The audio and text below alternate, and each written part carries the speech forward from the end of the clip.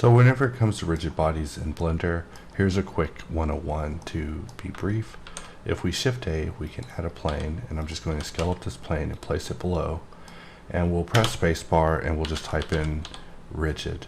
And we have rigid add passive, so we'll go ahead and click that, and we'll select our cube.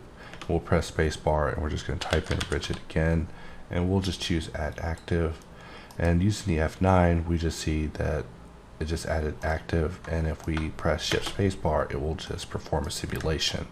So if we go into BoxCutter and we go into destructive mode, this means that whenever we perform a cut, this cut has now been split from the main mesh. So if we run the simulation, we see that it simulates, and we can switch over to different tools.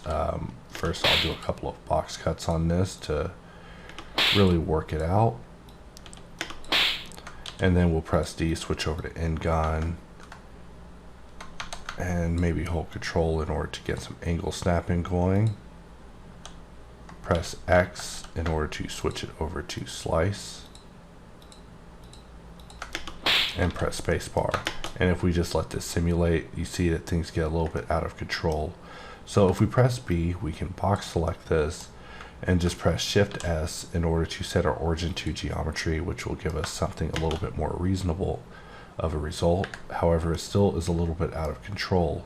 So in order to get this truly where we want, we can go under the rigid body settings of our scene, which is one of these icons, and we want to just change this to mesh, and we'll just right click this and choose copy to selected.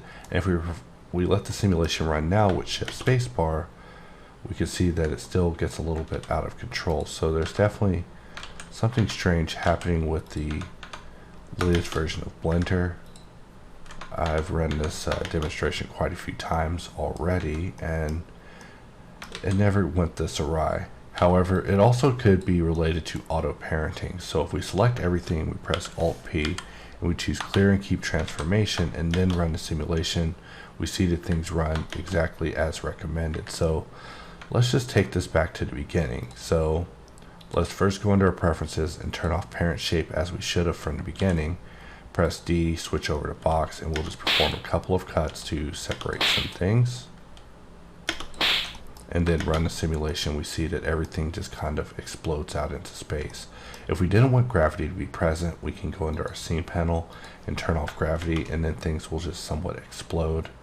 And so for this, under our rigid body world, we may want to turn on split impulse, which will let it explode just a little bit slower.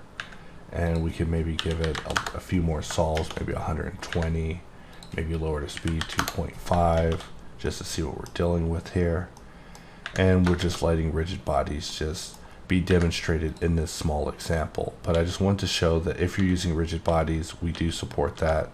If you're using BoxCutter, just like you see here, where I'm able to just choose shapes at random, cut them out, and now they're just part of the simulation. So that's really all there is to it. This was something that was a long time coming. I never thought it would actually be a thing for a while. It was just one of those things I just never talked about, was how BoxCutter was unable to support rigid body simulations. But now we see that users are able to go in here and just set up rigid body simulations, just like you see on the fly, to just have their objects fall dynamically using the bullet system inside of Blender.